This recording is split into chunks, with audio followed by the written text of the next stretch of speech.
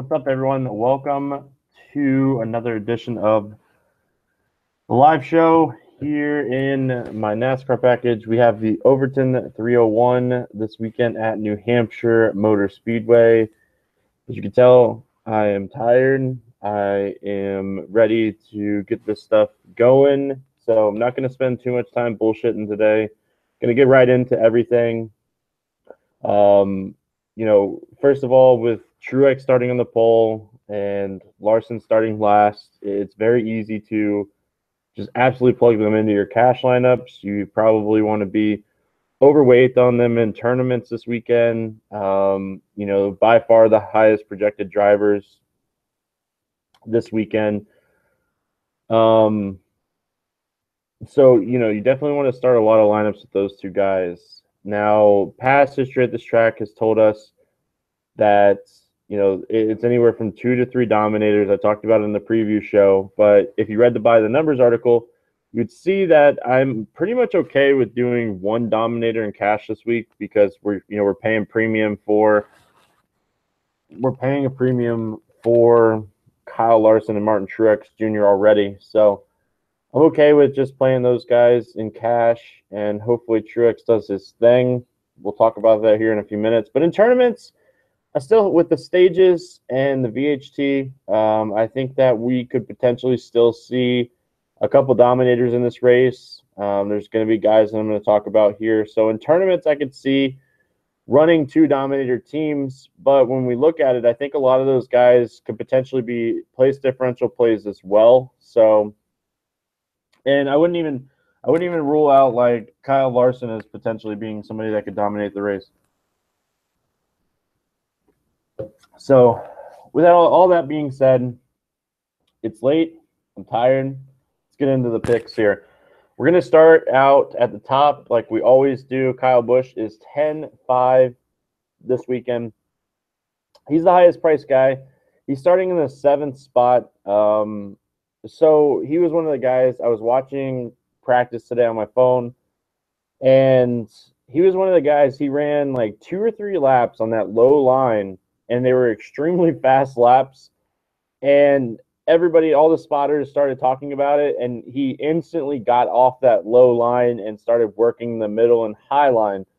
So I think Kyle might actually have something figured out on that low line. He's a guy that could potentially be a dominator of this race. We know he has a good pit crew. We know they're willing to take chances. So I do like Kyle Busch this weekend as a potential dominator. Cash, I wouldn't touch him in cash games, but I do think he's a really good tournament play. I'd probably be in the 15 to 25% range on Kyle this weekend. He's a guy that, he's still risky, but, I do think he's a guy that's interesting. Martin Truex Jr., 10,300, starting on the pole. Martin Truex Jr. has been the fastest car this year. Martin Truex Jr. has been a fast car this weekend. Martin Truex Jr. has led over 1,000 laps this year. There's not much that really needs to be said about Martin Truex Jr. starting on the pole. You just play him. You have to decide on how much you want to play him, but he's definitely a guy that I would probably consider to be a guy you want to be overweight on this weekend. So really like Truex, really like the fact that he's starting on the pole. Kind of made the week a little bit easier, but I do think he's in play here. One of the top plays, if not the top play, if Larson wasn't starting in the back, Truex would be that person. Kevin Harvick, he's 10,000. He's starting 12th this weekend. Really good driver rating here over the last 4 races. Been really solid. Won the race last year in the end of the year. I think it's September. But the fall race, he won that race last year. And, you just look at it, and he's starting 12th. We already know that Kevin Harvick races better than he practices. So you kind of want to throw out the practice times. You just know that he is going to be good on flat tracks. You just know he's going to be good here. I think it's a really solid place differential play on top of a potential dominator play. He runs an interesting line here where he'll run the middle and come off in that VHT out of the turns. And I really do think once that VHT starts coming in, I think we'll see Kevin Harvick run some fastest laps as well. So think he's a good tournament play. Another guy that I don't think you could play in cash games just because I think that you're going to kind of want to stay away from the cheap guys in cash this week. So I do think Harvick is a good, interesting tournament play. Brad Keselowski, 9,900. Penske has just not shown any speed lately. You look at it, and Keselowski has an average finish of 22nd over the last 6 races this season. But we look at it here, average finish at 8.25 over the last 4, 1 mile tracks. He has an average finish of 12.29. He was mediocre at best in practice today in 10-lap runs. They're a team that is willing to try strategy. So I'm willing to have some exposure to Keselowski in tournaments because this team is potentially a team that will take 2 tires and go to the front. So I really do think Keselowski is interesting in tournaments. I want some tournament exposure to him. Denny Hamlin, 9,800. He's starting 8th. So I talked about Harvick. I talked about Keselowski. I talked about Kyle Busch, as all these guys are potential dominators of this race. And Denny Hamlin's another guy. Denny Hamlin is very, very good on flat tracks. He's another potential dominator. He has the best driver rating here since 2005, active drivers. You just look at it, and all of his stats are fantastic here. He has the second best average finish over the last 6 races, so he's in good form right now. So a lot of reasons to like Hamlin. If he was starting a little bit further back, he'd probably be a guy I would look at in cash games. But starting 8th, I think he's a tournament play. And like I said, I think he's another potential dominator here. Kyle Larson, 9,700, starting 39th. I don't have to spend a lot of time on this as well. Kyle Larson, one of the best drivers in NASCAR, starting 39th. He has openly admitted that this is his worst track, but it's not showing in practice. He did get, like I talked about on the preview show, some of these guys got to test here at the end of May, and he was one of those guys. He got to test here, and he was really fast in testing. So just play Kyle Larson this weekend. You're going to have to decide if you want to be underweight at like 30, 40%, at the field at like 60 to 70%, or over the field at 80 to anywhere to 100%. That's going to be your decision. Realistically, I think he's a fantastic play, and the only way he doesn't end up on the winning lineup is if he gets into a wreck. So we know the variance in NASCAR, and that's definitely possible of happening. So, like I said, you're going to have to make the decision on what you want to do with Larson. Jimmy Johnson, 9,600. He's starting 2nd. Jimmy Johnson's a guy I really, really, really want to fade this weekend. There's just so many reasons why I want to fade him. Like, he's led, I think, 10 laps here over the last 10 races or something along those lines. You just look at it, and he has 2 career top 10s after getting a DNF the week before. That's a 7-time champion. Like, he's starting 2nd. He started on the pole last year and led 1 lap. So I don't see a lot of upside here with Jimmy Johnson. Would I be shocked if he has a great day? No. He's a guy that I definitely want to be underweight on. I think a lot of people will play the Truex, Larson, Jimmy Johnson team like we've seen over the last few weeks and try to get those 2 guys on that front row. And I just don't think Johnson's the guy that I want this weekend. So if you want to play him, I have no issues with it. He's Jimmy Johnson. He's a 7-time champion. He can obviously win this race. But realistically, you're going to need him to dominate some of this race and potentially finish in the top 5. And I do think the top 5 is there. I think that could be very possible. But I think the dominator points lack. I just really expect Truex to dominate the first portion of this race, and I just don't see anybody else really being able to compete with him. So I don't see Jimmy sticking around. So Jimmy Johnson's a guy that I'm going to be underweight if I play him at all. Matt Kenseth, 9,300, starting 3rd. Kenseth's really good here. You look at the stats, and he's a guy that has won 2 of the last 4 races here. He's been on the verge of winning a third race last year, the September race. Kevin Harvick passed him on the last restart with, I think, 5 or 6 laps to go. So, potentially a guy that could have won a third race in 3 straight. He won the September 2013 race. So he has wins here. With Joe Gibbs Racing, he has top 10 finishes in 7 of those 8 races. This has just been a track he's been phenomenal at. He's not the worst tournament play in the world. He's not a guy that I would go extremely high on. I think the max I would play him is about 10%. He's going to have a lot of things go his way. I think he'll be a guy that runs in the top 5 for most of the day. His average running position here is phenomenal. So I think he's going to be a guy that's going to be there. It's just going to be, can he lead and can he potentially win? So he could be a guy that could be on the winning lineup. But a lot of things are going to happen for that to happen. Chase Elliott, he's 9,100. He's starting 11th. He showed a lot of speed in practice. He definitely had more speed in practice than he qualified.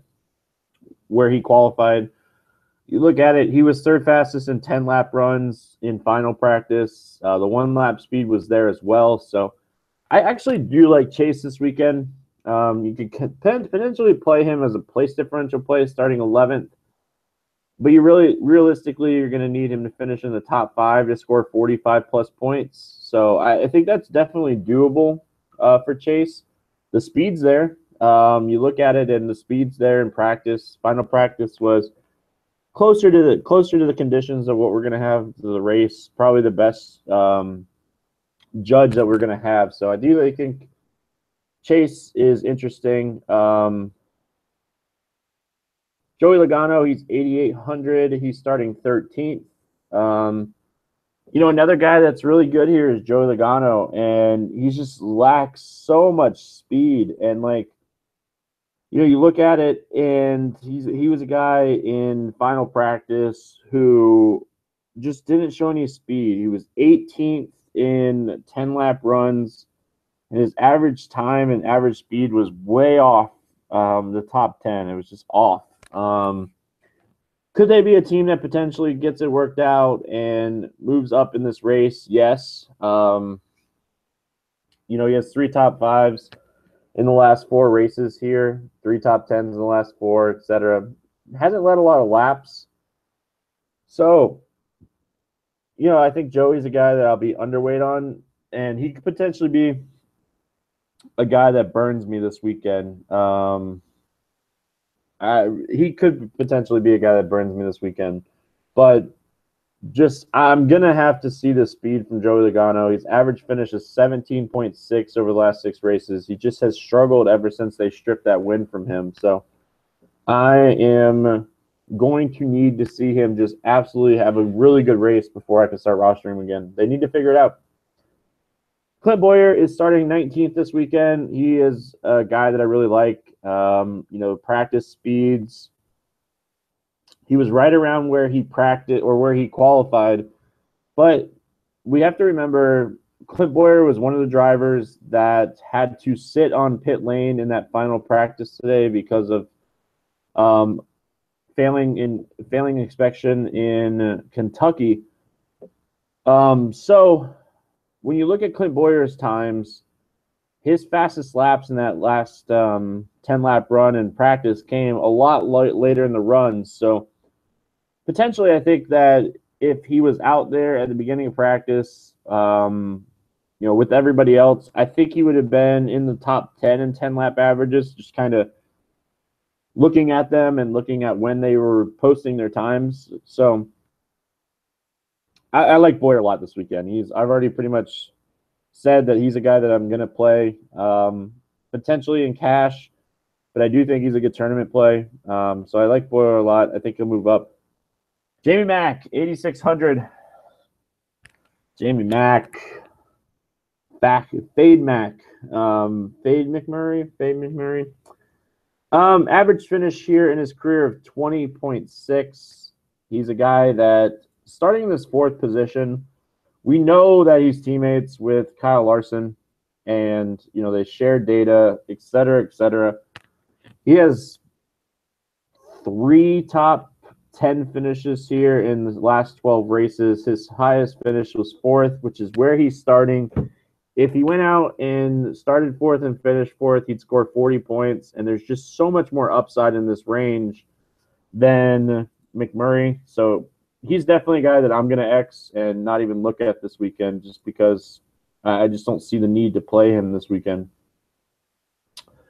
Especially when you have a guy, Ryan Blaney, he's 8,300. He's starting 15th. He showed a ton of speed in final practice. That's what I wanted to see. Blaney was a guy that I really liked going into the weekend. Then he qualified 15th. And, we haven't been able to play him much because he usually qualifies too high. So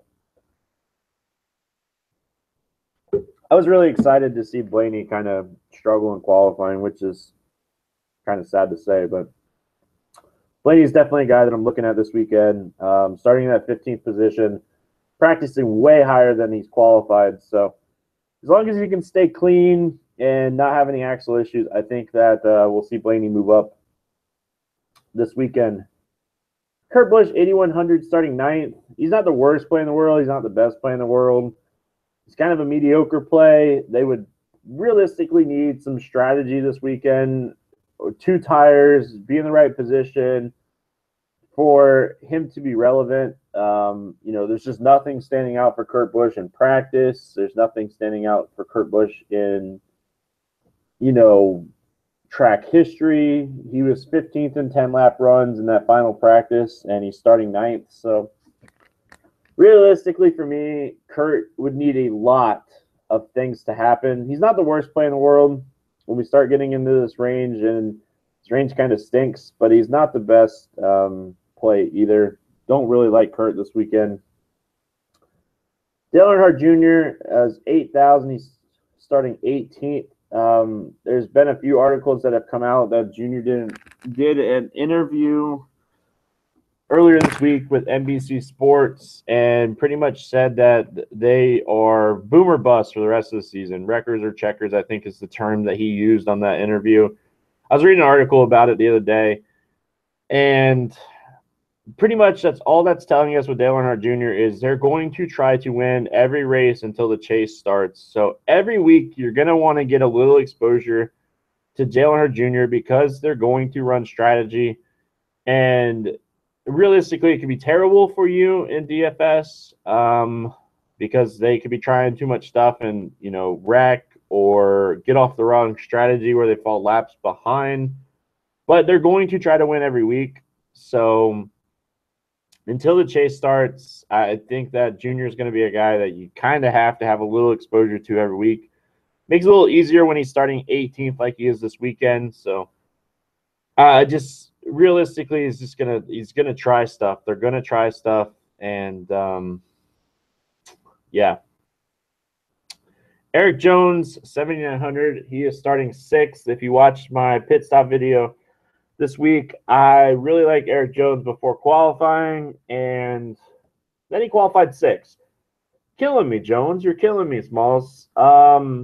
Realistically, I would not be shocked if Eric Jones gets his first win of his career this weekend. Extremely fast in every single practice. Every time he's been on the track this week, he's been fast.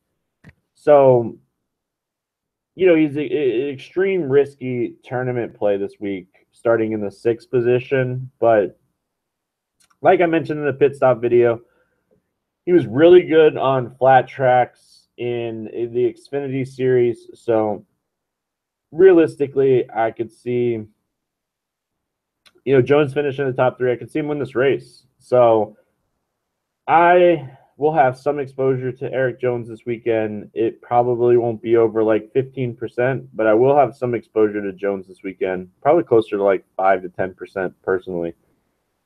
Casey Kane, 7,600, starting 5th. So the only way Casey Kane can Casey Kane us this weekend is if he goes out and finishes in the top 5. Because there's no way I'm playing Casey Kane starting 5th. If he finishes 2nd, he's only going to score 45 if he doesn't get any dominator points. So Casey Kane can't Casey Kane me this week unless he wrecks and takes out some of my drivers. Then he'll Casey Kane me, but there's just no way that I'm playing Casey Kane this weekend starting fifth. Just to kind of add on to that, average finish of 15.5 over the last 4 races here. Average finish of 25.5 over the last 6 races. Obviously, we know that because he Casey Kane's us. I'm going to trademark that term. Daniel Suarez starting 14th. He's 7,500 this weekend. So Suarez, not like Jones. There's not too much of data with Suarez really performing well on flat tracks in the Xfinity Series. He's in great equipment. You know, he's looked good on the 1 mile tracks this season. Suarez is a guy you probably want to have a little bit of exposure to him here in tournaments. So, you know, for that reason, maybe a little exposure to Suarez just because he's in good equipment. He has good teammates. And he had the 6th fastest 10-lap time. I thought I read that. So I think that Suarez is an interesting tournament play this weekend, starting 14th. And I think Ricky Stenhouse Jr., Ricky Stenhouse Jr. starting in the 17th position. Ricky Stenhouse has said, and, Trevor Bayne has said, both of these guys have said, they lack speed at 1.5 mile tracks. They feel really good about their short track program. They feel really good about their super speedway program. Well, 1 mile track is semi short track. So I kind of like Stenhouse this weekend. I like Trevor Bayne. We'll get to him in a minute as well. I could see Stenhouse scoring a top 12 finish. I think his ceiling is, higher than that. I think his ceiling is probably a top 5 finish. But we start getting in this price range, and if he finishes 13th or better, we're looking at 35-plus fantasy points. So I do think that you kind of look at Stenhouse here because this price range, we're going to get into some of these guys in this price range. As we keep going down, this mid-range is great. The bottom guys suck. The mid-range is great. So, we're going to kind of be targeting these guys in this mid-range this week. That's why I like Suarez. I like Stenhouse. I like Newman. I like Dillon. I like Bayne. I like AJ Allmendinger. Like there's plays here for sure. Ryan Newman, 7,300, starting 24th, was in the article. I think he's a really solid cash play this week, starting 24th. I've talked about it multiple times now. Anytime this guy is oh man, I'm tired. Anytime this guy is on a track where it is tough to pass, he's in play because he's the hardest driver, and every driver will tell you Ryan Newman is just a pain in the ass to pass. He races everybody hard. It doesn't matter if Ryan Newman is down laps. He's going to race you hard. He's going to make it very tough for you to pass him. And on a track like this where it's tough to pass, I do think Newman is a guy you lock and load in cash games this week. You get some exposure in tournaments, and hopefully we can run to the bank.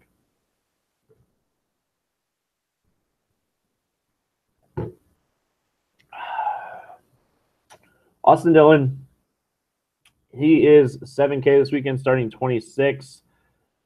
This whole RCR team, if you look at the practice times, they're gonna scare you because they just continue to kind of lack speed, and that's a huge issue. But on the 1 mile tracks, it's not as big an issue as it is on the 1.5 mile tracks. So you're gonna get in these guys where their equipment sucks, that we're going to get into it. But like Austin Dillon's a guy that, starting 26, I think he's cash game playable. I definitely want some tournament exposure to him. He's definitely a guy that I'm looking at this weekend. So, you just look at it and, the 10-lap run, he was 23rd. So he's faster than Busher, Allmendinger. He was faster than his brother. He's faster than Amarola. So he's off. Like, don't get me wrong. He's going to need some, magic to get up there. But, you just look at it and the price tag, the starting spot is all solid. I think he's definitely playable in all formats. Oh, Trevor Bayne. 6,900 starting 27th. Bayne's a good pivot from Austin Dillon. Bayne has terrible history here. We've seen him kind of struggle on 1.1 mile tracks, but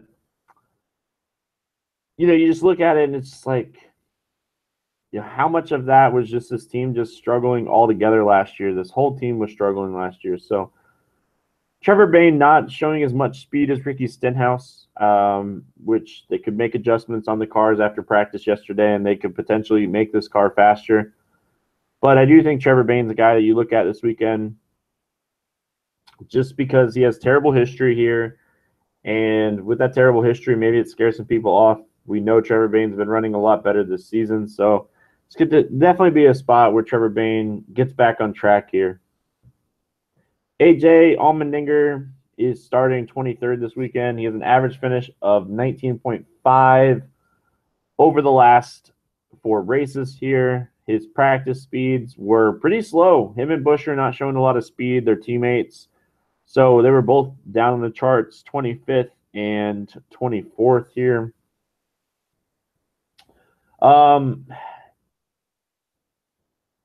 You look at it and like the thing about AJ that kind of annoys me that he's not showing speed this weekend is because AJ's usually really good on flat tracks.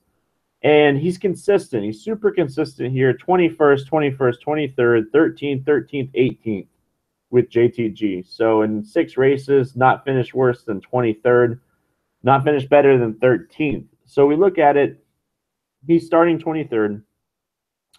If he hits a ceiling of 13, we're looking at 41 points. At his price tag, that would be fantastic. If we hit his average, or if we hit his worst finish, which is where he's starting, you're looking at 21. So there's a big wide range of outcomes with AJ Allmendinger. You play him in some tournaments this weekend, and he could realistically be a really good tournament pivot from your Austin Dillons, your Ryan Newmans. So I think AJ is okay this weekend.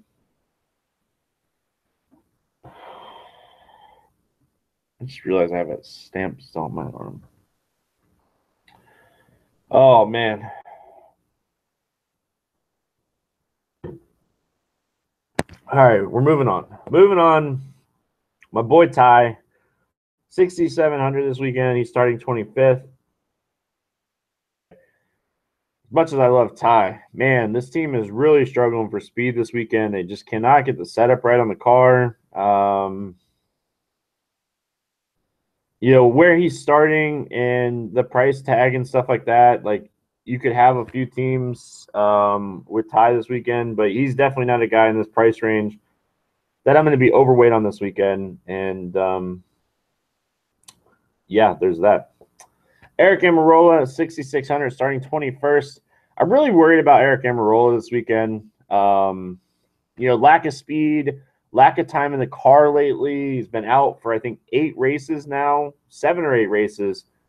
How is that back going to be with a long race? It's an extremely bumpy racetrack. There's just a lot of reasons to kind of stay away from Eric Amarola this weekend. And if he goes out and puts up a top 15 and burns me, then he's going to burn me. But, like, all these reasons, and just the biggest issue with me is how is the back going to do running 300 miles, bumping on the racetrack, maybe even bumping with the race cars. Like, I need to see a solid race from Eric Amarola before I can play him. That's my take. You look at it, he's starting 21st. He has an average finish of 23.5 over the last 4 races here. So there's that. Paul Menard, 6,500, starting 29th. I don't want to play Paul Menard. I hate playing Paul Menard. Drives me insane when I play Paul Menard, but it's hard not to play Paul Menard this weekend. 6,500, we're going to get into Buescher. We're going to get into McDowell. We're going to get into Witt. We're going to get into these guys that just this price range sucks. So, like, I want to play David or Paul Menard this weekend because his price range sucks and like he has the ability to move up. So there's that. But Paul Menard sucks, and I just know that I'm playing a guy that sucks before I start. So it is what it is. Chris Buescher, 6,300, starting 22nd. His practice speeds are telling me that he's going back. Starting 22nd, he practiced 24th in 10 lap times. He was 28th in 1 lap runs in the final practice, just not showing hardly any speed. He has an average finish of 20.5 over the last 6 races, so he's been solid. So, maybe you play him on a couple teams just to be contrarian and different. Nobody's going to play him. I'm probably not going to play him. If I'm going to play him, it's only going to be on a few teams. Very, very handful amount of teams with Buescher. Practice, like I said, practice speeds are telling me that he is going back. Let's see. Danica, 6,200, starting 30th. Oh, Danica.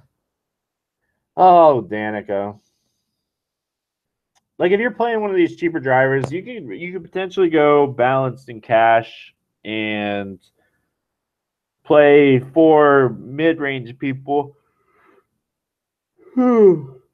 with Larson and Truex.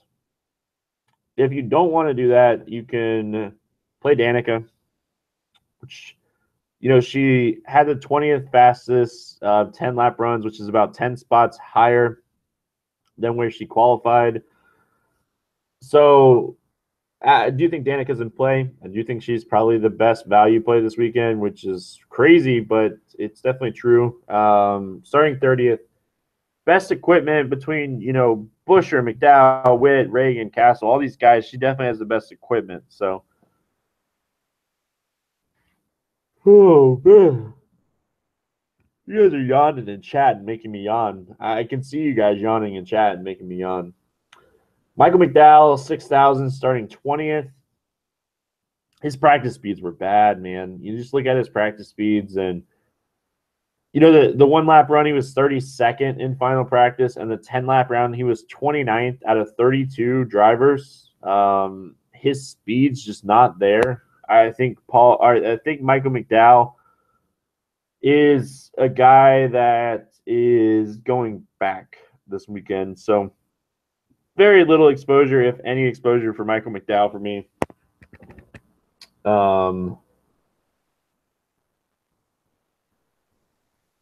Yeah, so 6,000. I'll stay away. Cole Witt, like we're getting into this price range. All these guys suck. I just want you guys to know, like all these guys suck.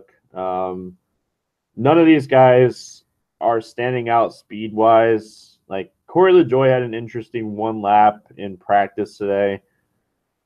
Didn't run a 10 lap run in final practice, but his 1 lap was right up there with Austin and AJ Allmendinger and Danica. So potentially one of the faster cars, but Cole Witt, his 1 lap speeds were pretty solid. They're not terrible, but they're better than most of these guys in this back range.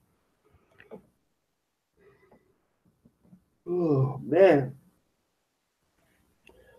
So you can definitely have Cole Witt on a couple teams.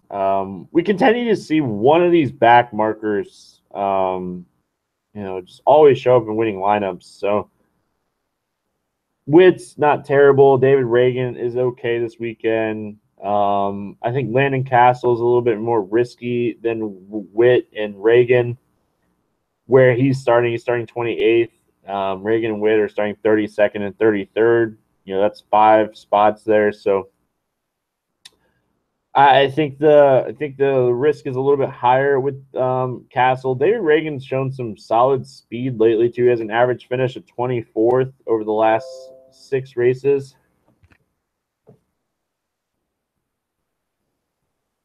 Nope, you cannot restart yet. My other computer is saying it needs to restart. Not happening.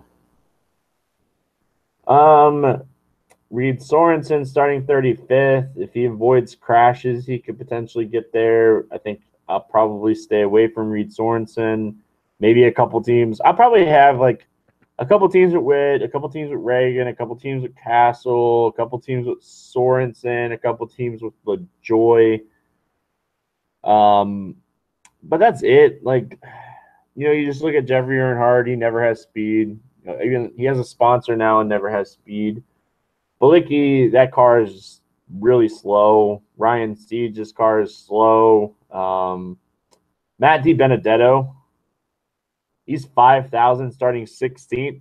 I know his practice speeds are okay, but there's no way I'm playing Matt DiBenedetto starting 16th. There's just no way. Like,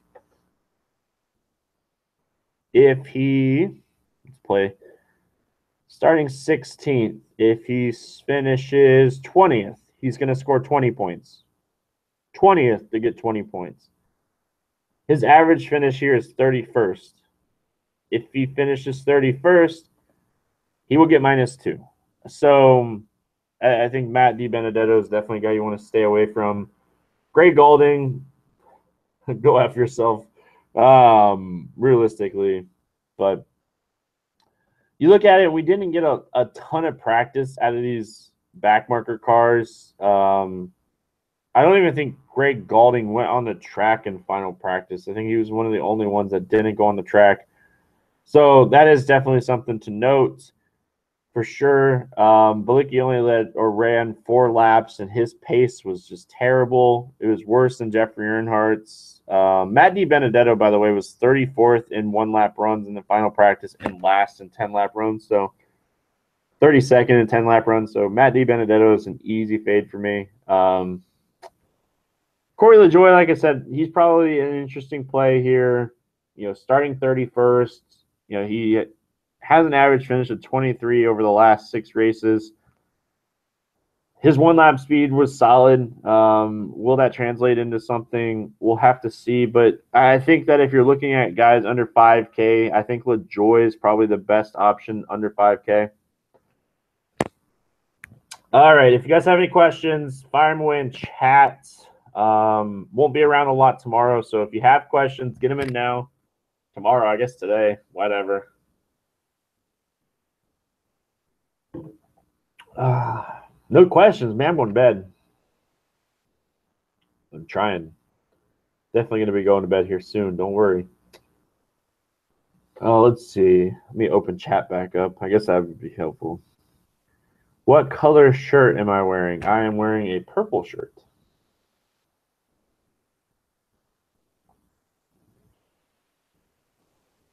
Any negative correlation plays. So realistically, I would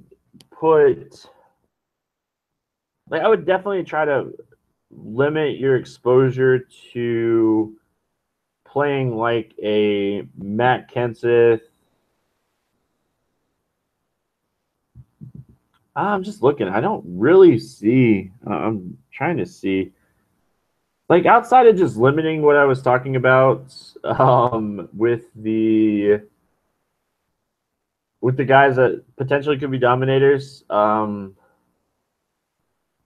like your Kenseth, your Harvick, your Keselowski, your Hamlin, your Kyle Busch, I would try to limit, how much exposure I have to those guys. I don't think you really see any negative correlations this weekend. Hamlin, 9,800 starting 8th. I talked about him. I think he is an interesting tournament play. Best driver rating here, and he is fast on flat tracks, potentially a guy that could be a decent tournament play this weekend.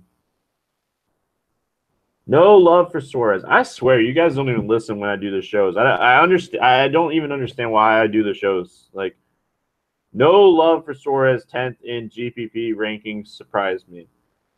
Suarez is a rookie with mediocre success in flat tracks in the Xfinity Series. He's shown a fast race car. I think he's a good tournament play. I just think that price range is really solid. Let's see. GPP rankings. Daniel Suarez's group. Yeah, I guess I'll probably update tournament rankings after I get done. Suarez realistically should be 5th in that tier. So I messed that up. That's my fault. I'll shut up. Let's see. How many crashes are average here? Oh, God, I talked about that on the preview show. It's not typically a track that you see a ton of wrecks. It's usually a pretty boring race. So with that said, with it being kind of a boring race, they've added the VHT, which is the sticky stuff. We saw a bunch of wrecks at the end of last year's July race, which was really weird. So it's not typically a track that you see a bunch of cautions or a bunch of wrecks. Who's going to wind up upside down? I don't know. Hopefully Casey Kane, Jamie McMurray. Maybe they wreck each other. That'd be fantastic. Who do I like to win? Oh, man, I don't want to go with the chalk. Martin Truex Jr. is probably the favorite to win. I'm going to say – somebody asked me this earlier, too, and I said Truex, but I didn't really feel like talking NASCAR while we were hanging out. Let's see. Who's going to win? If it's not Truex, I'm going to go with a first-time winner, and I'm going to say Eric Jones out of nowhere shocks everybody this weekend and wins. Kyle Busch, Hamlin in the same GPP lineup. Like, if you're fading Truex on the team, I guess you can do that. But like I said, I really want to limit my exposure to playing those guys together, those potential dominators.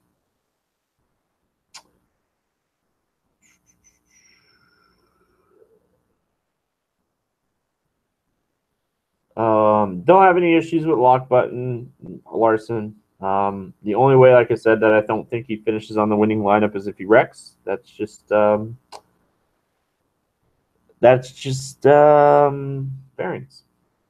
Don't yell at me when I ask this. List your potential doms. I'm not going to yell at you.